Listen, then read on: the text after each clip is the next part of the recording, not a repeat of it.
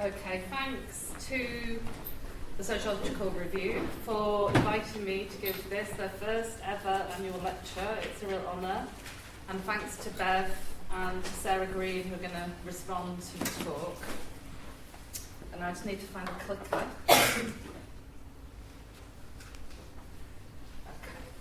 Okay. In a way, you just tweet this, and this is kind of my talk. We could all go home now. But it's a great quote, I think, and it's going to be a quote that kind of guides the topic of this talk. But I'm going to begin by kind of having I'm a cultural studies person, my background's cultural studies, and I'm going to begin by having kind of cultural studies weigh into the topic today. I do need the mouse, I think.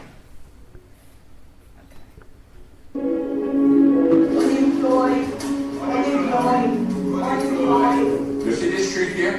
James Turner Street was one of the best streets. Unemployed. No, one of the worst.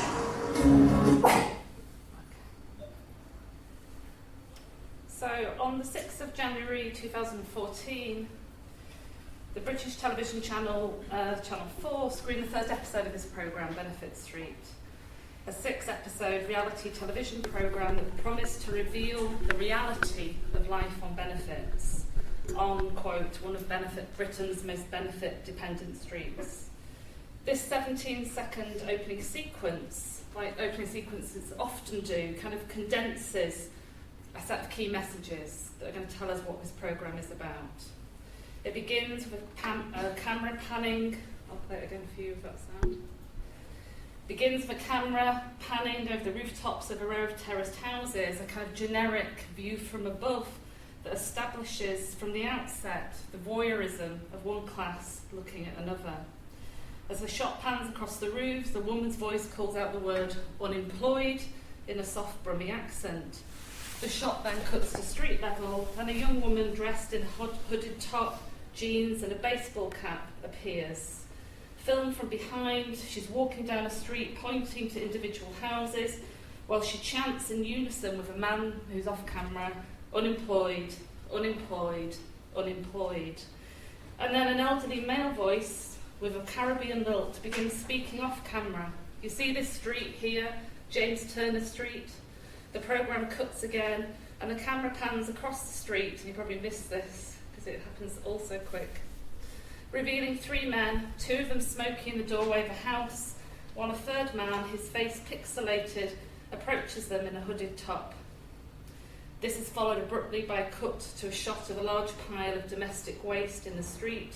Black plastic rubbish sacks lie under a tree, spilling their contents across the road as children play nearby, and this chant of unemployed, unemployed, unemployed punctuates this sequence of visual shots. Then the elderly male narrator here appears in the frame and, speaking directly to the camera, finishes his sentence.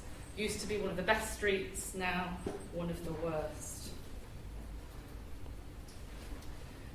Henry Giroux argues that contemporary life is characterised by what he terms a biopolitics of disposability, in which poor minorities of colour and class, unable to contribute to the prevailing consumerist ethic of vanishing into a sinkhole of poverty in desolate and abandoned enclaves of decaying cities and neighbourhoods.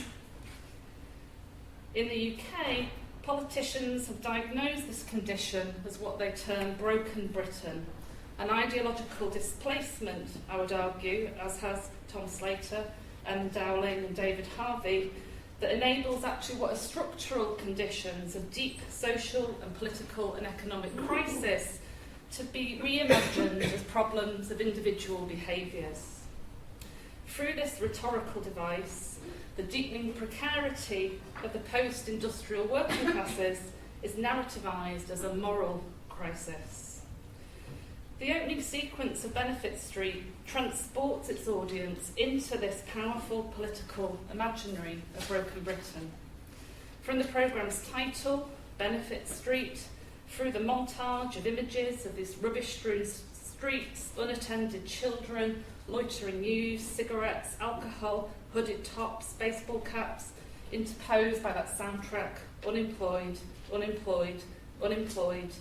The audience is instructed to reimagine the welfare state as a benefits culture that impoverishes citizens, feeds addictions, and creates what Ian Duncan Smith described as fatal dependencies amongst those trapped in its clutches. As a headline in The Spectator put it, Benefit Street exposes Britain's dirty secret, how welfare imprisons the poor. Producers at the television company Love Productions, 70% of which is owned by Murdoch's global media conglomerate Sky, describe Benefit Street as a documentary series. They say, quote, that it's an honest depiction that gives voice to a community that don't really have a voice. But what Bourdieu tells us in his book on television is actually television is an industry. It edits and organises perception, offering visions of the world classified, portioned and divided in specific ways. The accumulation and repetition of these televisual figures of the undeserving exerts powerful limits on the political imagination at the moment, establishing a kind of consensus that Britain, in the word of one viewer, is crawling with work-shy malingerers. In this way, programmes like Benefit Street establish new rules for the audiovisual policing of precariat populations, the marginal, disenfranchised, underemployed and unemployed. The dystopian visions of broken Britain, televised by programmes like Benefit Street, are used to politically justify austerity policies, in particular at the moment, producing scapegoats for the inequalities that unfold from the crisis of financial capitalism. They're a reminder that the post-industrial working classes not only face precarious employment, downward social mobility and extreme social insecurity, but endure conditions of heightened stigmatisation in daily life as well as in public discourse. And one of the key things that I'm working on at the moment is the way in which this production of stigma operates kind of as a form of governmentality, playing a pivotal role in enabling different types of exploitation. And I'm focusing today on social class, but actually we can see how lots of different classifications emerge through the production of stigma. So as I argue in Revolting Subjects, the kind of national abjects, as I call them, such as the benefits cheat at the moment, are mobilised as kind of technologies of social control through which a transition from what we might call a post-war welfare state to a post-welfare state is being effected. But there's not only political capital being made from these forms of stigmatisation. Reality television companies like Love Productions are also themselves specialising in novel exploitative production practices, harnessing the labour of unwaged participants as human capital to accumulate wealth for global media conglomerates. Indeed, Benefit Street achieved peak viewing figures of 6.5 million, making it Channel 4's most popular and profitable television programme in 2014, a spectacular demonstration of what David Harvey describes as accumulation through dispossession. Claims that Benefit Street is a consensual and therefore accurate depiction of reality rather than the manufacturing of reality for profit is not only disingenuous, but it actually denies the harm that these programmes can affect.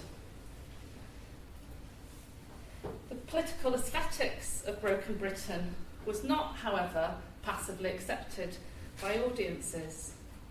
Over the course of 2014, Benefit Street emerged as a site of dense and fractious struggles amongst the residents of James Turner Street, television producers, viewers, politicians, newspaper journalists, television pundits, anti-poverty groups, policymakers and sociologists.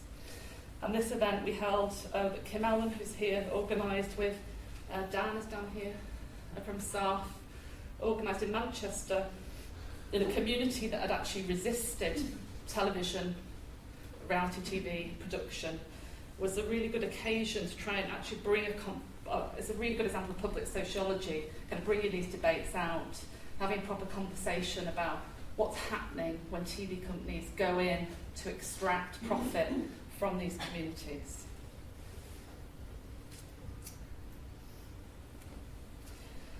On August the 30th, 2014, a group of Middlesbrough Football Club supporters called Red Faction unfurled a banner at the club's Riverside Stadium which read, "Being poor is not entertainment, fuck Benefit Street."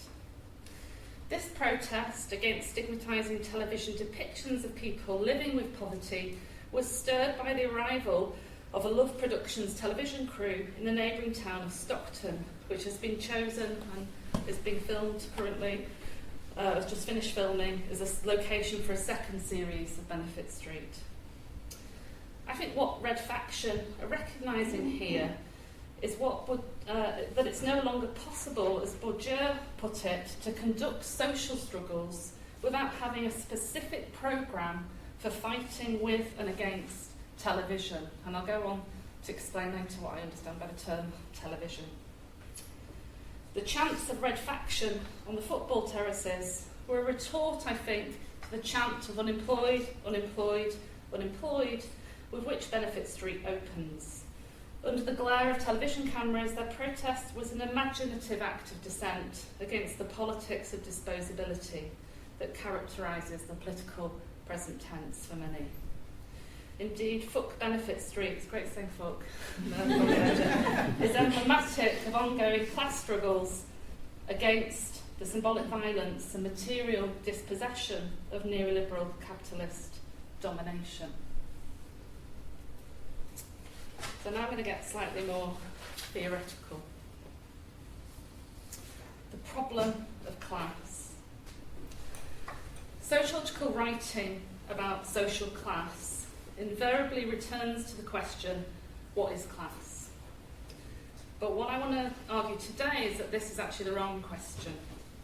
I want to begin by asking a different question, which is, what is the problem that class describes? The answer, I think, is a surprisingly simple one. The problem that class describes is inequality, and of course the exploitation that is at the heart of inequality. In whatever historical and geopolitical context, class names, for example, are uttered: the elites, the rich, the middle classes, the working classes, the underclass. These class names, what they reveal in various forms and places, are structural conditions of inequality. Max Savage argues that there are numerous ways of examining stratification and inequality which don't require the concept of class. And in fact, Thomas Piketty's book, Capital, doesn't mention class at all. And it's a book about, uses the term capital as its title, invoking sort of Marx, but actually doesn't invoke class. And Danny Dorman's really important work very often doesn't talk about class either. But Savage argues, and I agree, that it's important for sociologists to retain the term class in order to draw out the way that economic inequalities are implicated in wider social, cultural and political divisions. But I want to formulate this slightly more strongly. I want to suggest that if inequality is the problem that class names, then equality, the full equality of human beings, is axiomatic to the sociology of class. Class analysis is properly concerned, I think, with developing approaches and methods which allow us to better understand and address the effects of class-based inequalities and the forms of exploitation which accompany and enable inequalities to be sustained and reproduced. But since the 1970s, Europe and North America have of course witnessed an extraordinary growth in income disparities. Increasing numbers of people are living with poverty within the wealthy states of the global north. But these contemporary debates about rising inequality, including organisations that create those inequalities like the World Bank, the IMF, they're very concerned about inequality. They think inequality is stopping growth, economic growth. But of course, they're not interested in class.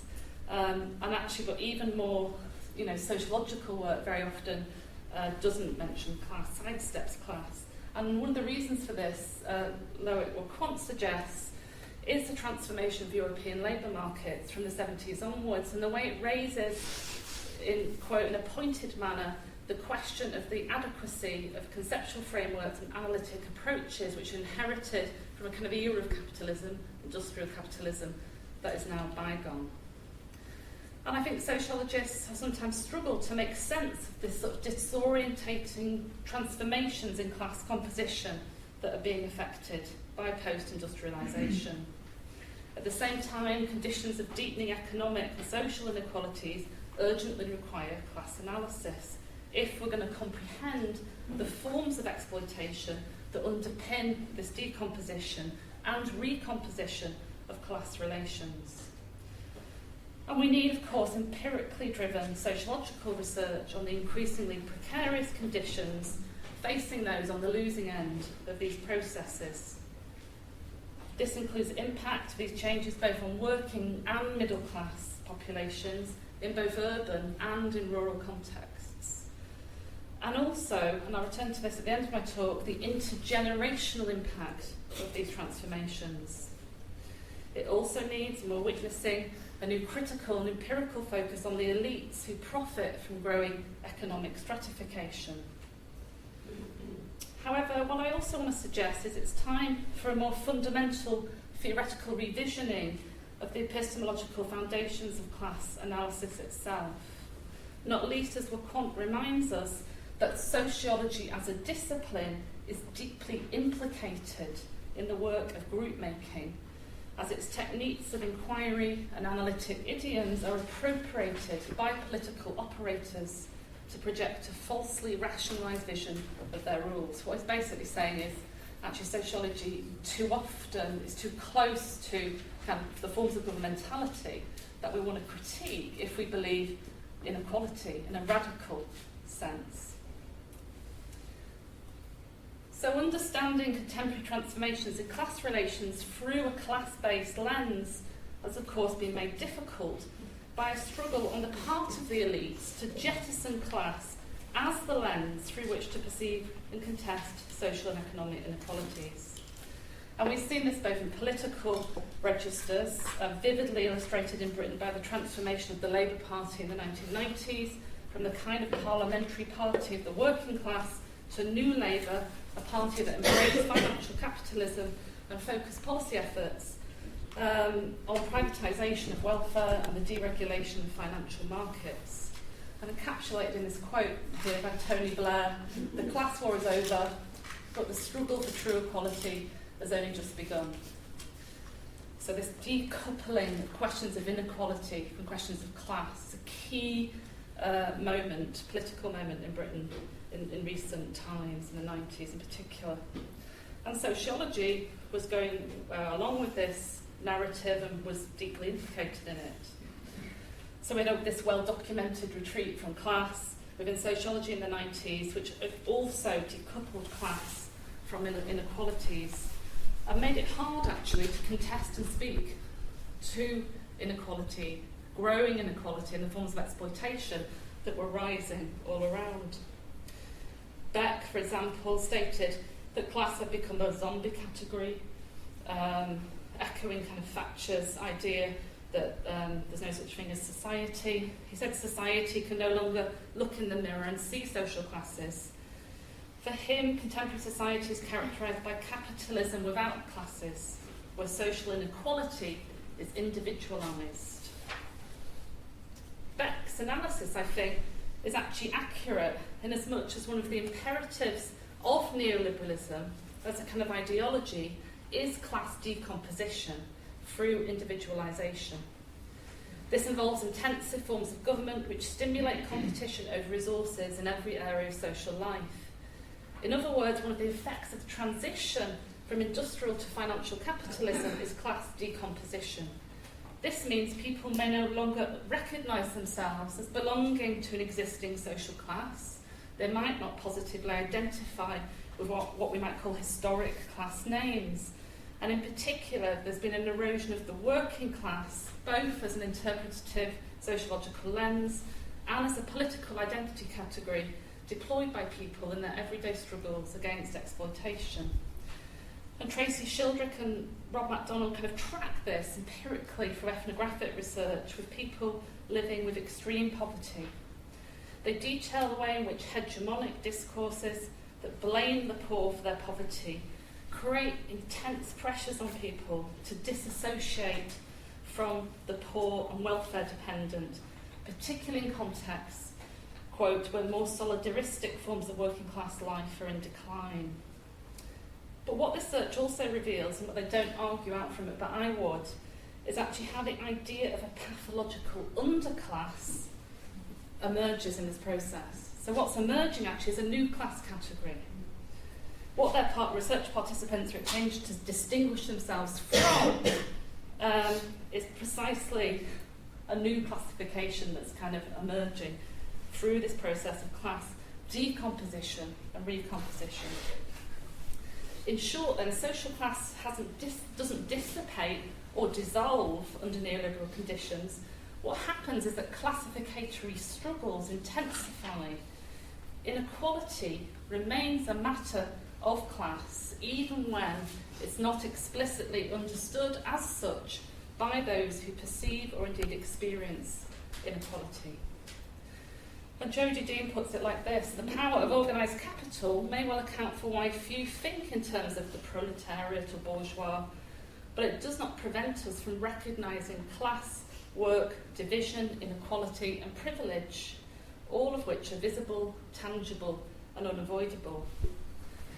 So class then, in whatever historical context or popular, technical or political idiom it's communicated, even when that idiom is saying class doesn't exist, this is a classless society, actually is still part of the classificatory struggle, and in that is a recognition of the unequal distribution of resources, both economic and symbolic.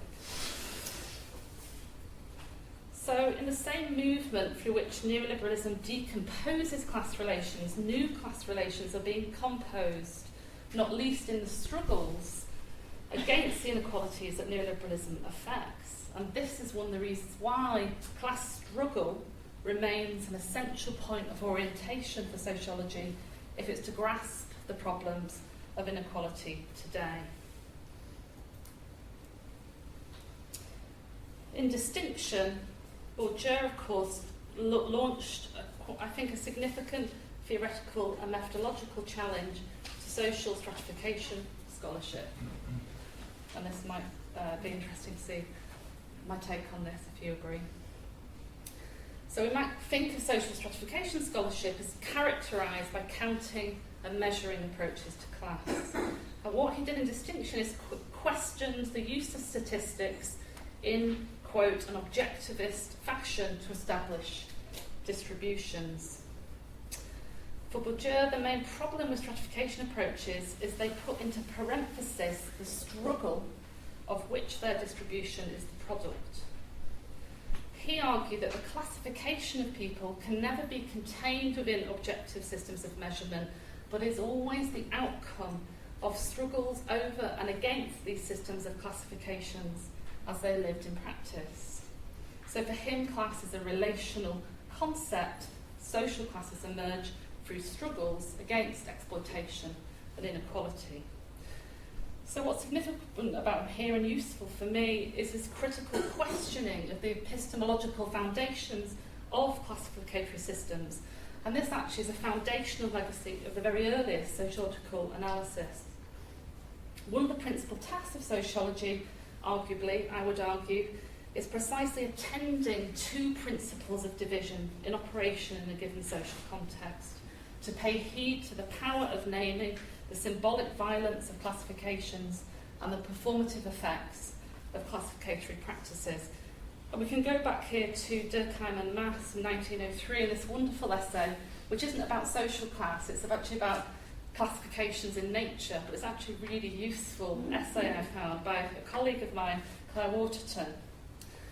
And she writes on Durkheim and Mauss's primitive classification that these were among the first to argue that sociological questions about the way in which we order and classify our world are important if we understand how classifications are made and what they do. And I'm particularly interested in what they do as well as what they're made.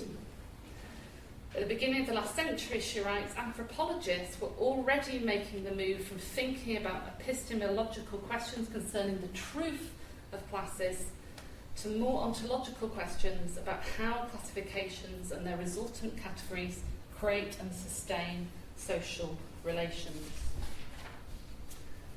And that essay is actually in the Sociological Review, if you want to go and look it up. So what Bourdieu, I think, contributed to this sociology of classification was a kind of nuanced account of why social hierarchies of class persist. And he's writing in the 70s in France. France has got, big welfare state post-war, and he's kind of trying to think in that book about why social class persists and how, under less stratified conditions in liberal democratic states.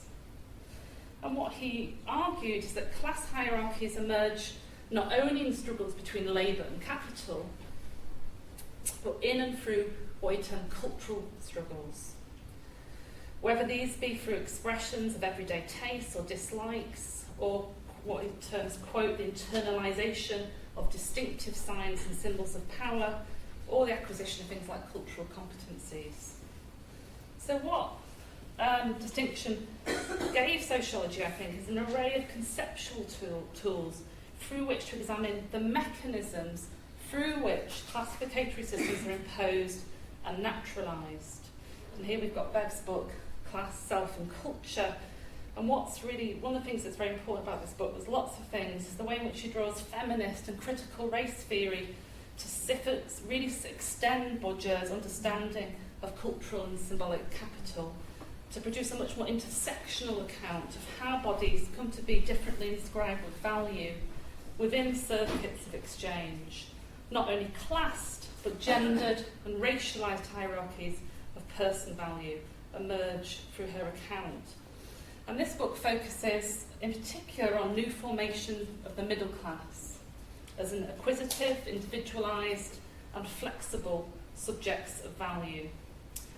She argues that this normative middle-class self is a kind of neoliberal subject par excellence, mobilised as a form of governmentality through and against which judgments about class others are produced within popular and political imaginaries. And this is written in 2004, and that's significant. I think always look when something's written, because something's happening in the period that this book is being written.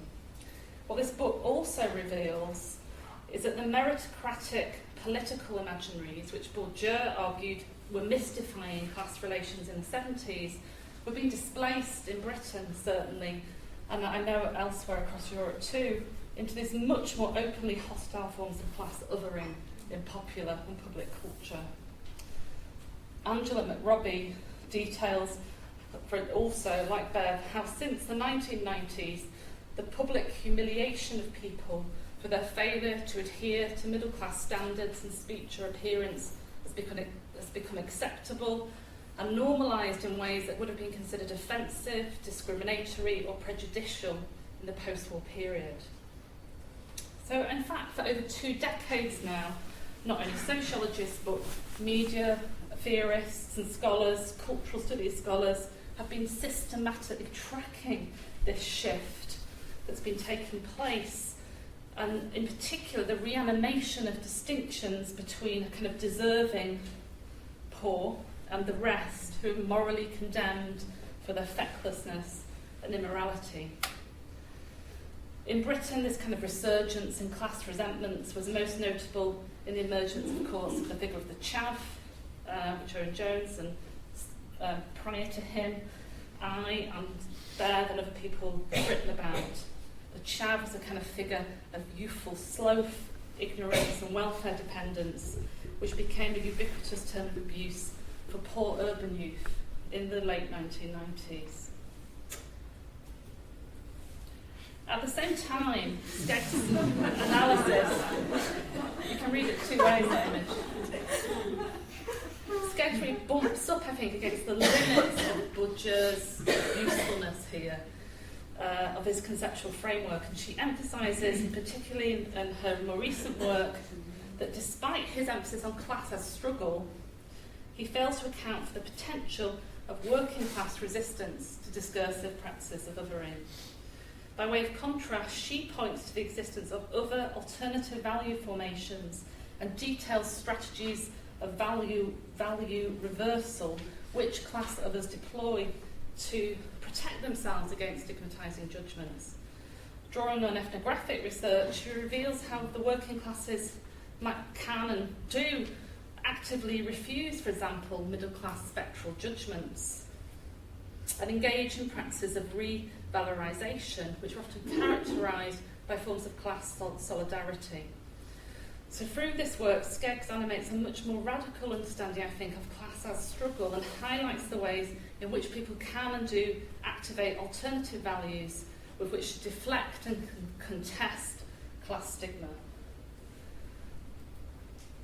Skeggs' works paved the way for a new generation of sociologists to detail both the effects of neoliberal class decomposition and the everyday strategies which people employ to ameliorate the impact of competitive individualism and social atomisation. In Getting By, Lisa Mackenzie explores how the residents of a deprived council estate in Nottingham engage local economies of value with which to secure themselves against external pathological perceptions and depictions of the place in which they live.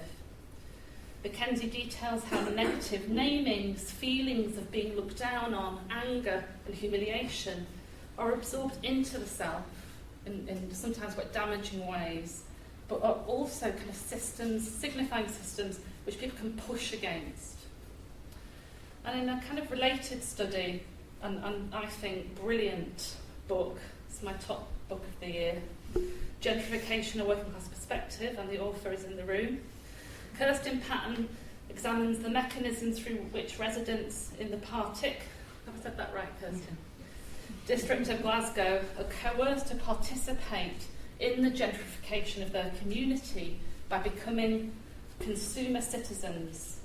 This is a really new theory of gentrification. What Kirsten's arguing is people aren't just pushed out. What actually they're being asked to do is participate in the process. Even when this devalues existent class identities and creates antagonistic class fractions, which undermines classic forms of collectivism. As she writes, gentrification is used as part of urban policy to gentrify people, that is, to make their subjectivities and behaviours more congruent with the neoliberal principles of the economy. By focusing on practices, there's a much more dynamic notion of class making, which comes from Bev's work. What Patton is able to do is highlight the gains as well as the hidden injuries of this process. I think that's really important.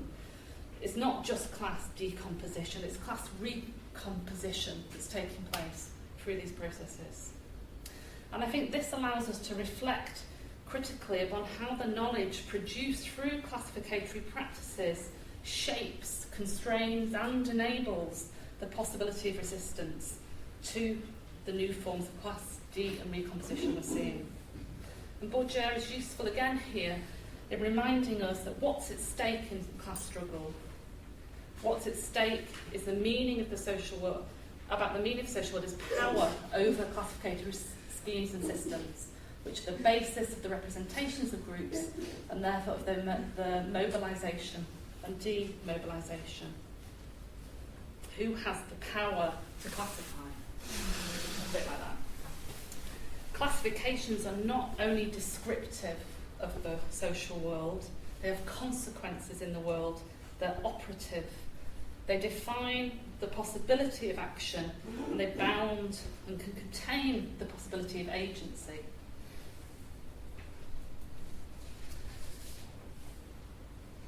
One of the missions which sociologists can fulfill, Bourdieu says, perhaps better than anyone, is the fight against saturation by the media. I began this article with Red Faction's protest against Benefit Street because for me it illustrates the way in which people are often acutely aware of the vicious circle of cultural and economic subordination in which they are caught. We could phrase this another way from post-colonial work. We could say who's got visual rights in a given social space, and what Red Faction are doing is claiming visual rights to self-representation in a context where actually corporate media are trying to control those rights. People often understand, in the words of a participant in Benefit Street, when they've been had. Take Dee Roberts. Dee Roberts is the person I showed you in the clip in the beginning, who's featured in the opening sequence of Benefit Street, pointing at doors, chanting, unemployed, unemployed, unemployed. And this is what she said to the Birmingham Mail. They've edited everything to suit their needs. They said they wanted to film for a TV show about how great community spirit is in the street and how we all help each other out on a daily basis. They said Britain was broken, but I lived in an area where the community was very close. I participated in the show on that belief, but the programme has nothing to do with community, which you can tell from the title. It's about people in the street living off benefits, taking drugs and dossing about all day. It's making people out as complete scum. They lied to us from the beginning. We opened our doors and hearts to them, and they violated us and abused our trust. And what Dee eloquently identifies here is the class exploitation at the heart of poverty porn television. She's fully aware, as Raymond Williams argued over 50 years ago, that the organs of mass communication were not produced by working class people themselves. They were produced for them by others, often for political or commercial advantage, and for the persuasion of a large number of people to act, feel, think and know in certain ways. Television, I'm going to argue, is a pivotal site of class struggle today.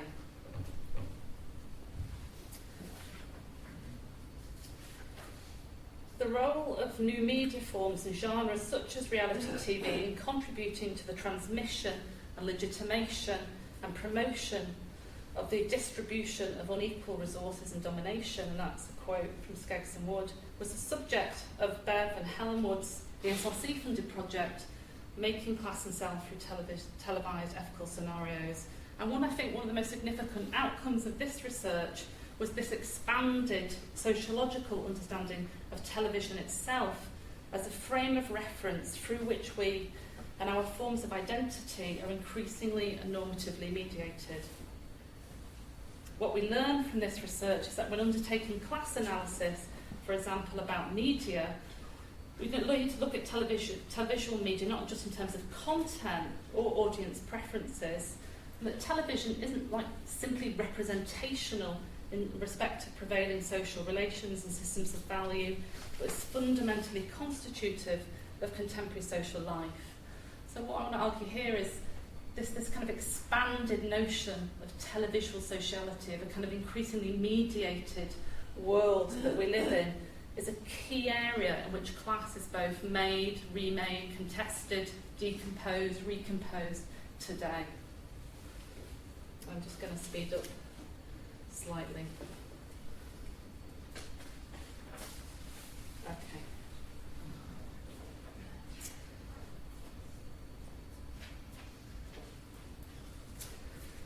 And Wendy Brown argues that this is part of a bigger process that's kind of indicative of what neoliberalism is. So we could say that access to things like symbolic resources and processes of symbolic violence have always been central, historically, to the reproduction of class hierarchies and divisions. But under neoliberal conditions, the role of mediating agencies, I would argue, in legitimating inequalities has been heightened. What's what Kant says about neoliberalism is precisely the ways in which it involves a re-engineering and redeployment of the state as a core agency that sets the rules and fabricates the subjectivities, social relations and collective representations suited to realising markets.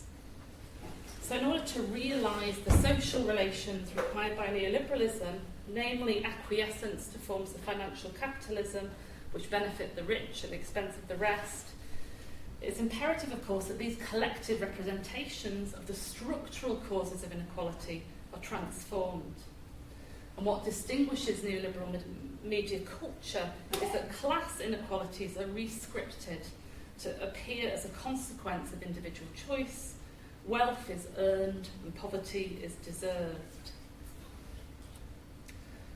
And this culturalisation of political struggles that Wendy Brown writes about is a mode, she says, of dispossessing the histories of power and powers which organise, in actuality, contemporary problems and contemporary political subjects. It's a depoliticising of the sources of political problems. So what I've focused on in this paper is the impact of this kind of culturalisation of political struggles upon those at the bottom of the class structure. But what I want to emphasise as I move to the conclusion is it's important to remember that the precarity affected by neoliberalism is not confined to those living with poverty, but traverses the whole of society. For example, during the current crisis of financial capitalism, many once comfortable middle-class workers also face extraordinary conditions of anxiety as workloads increased, established contracts of work are rewritten, pensions are devalued, and they become subject to a dizzying array of technologies of surveillance and scrutiny. And Lazzarotto puts it like this: contemporary policies regarding employment are policies that introduce degrees of insecurity, instability, uncertainty, economic and existential precarity into the lives of individuals. They make insecure both individual lives and their relations to the institutions that used to protect them. It's not the same insecurity for everyone, whatever the level and conditions of employment, yet a differential of fear runs across the whole continuum. And this is an unbelievable tweet by Rupert Murdoch in response to the Australian general election. But what's interesting, apart from the fact that he actually owns a company that owns all productions that make benefits stream, is that he pulls together welfare scroungers and public sector workers. And I think that illustrates beautifully the quotation. Emma Jackson and Michaela Benson have detailed the impact of neoliberal class D and recomposition on urban middle classes, and they reveal how intensive forms of status discrimination take place within the middle classes during this period of class D and recomposition, as well as a kind of violent intolerance that we see in popular culture, for example, for racialised and class others. So we need to kind of include what's happening across the class spectrum, understand class as relational, this precarity and this de- and recomposition of class going right across the sector, the class spectrum. Understood from this nuanced cross-class perspective, I would also argue that the prolific cultural crafting of revolting depictions of the working classes by middle-class media workers that's been going on since the 1990s, and the reanimation of underclass discourses in political and public spheres is symptomatic of what Barbara Enrique described as a fear of falling amongst the middle class. It's notable in this regard that after the North Atlantic economic crisis, 2008, the figure of the chaff was displaced in popular culture by both the austerity figure, the benefit scrounger, and the much derided figure of the middle-class urban hipster. And I'm happy to take your questions on that topic. These class figures are pitted against each other, ruthlessly employed to divide people along a vampiric axis of blame for diminishing social resources.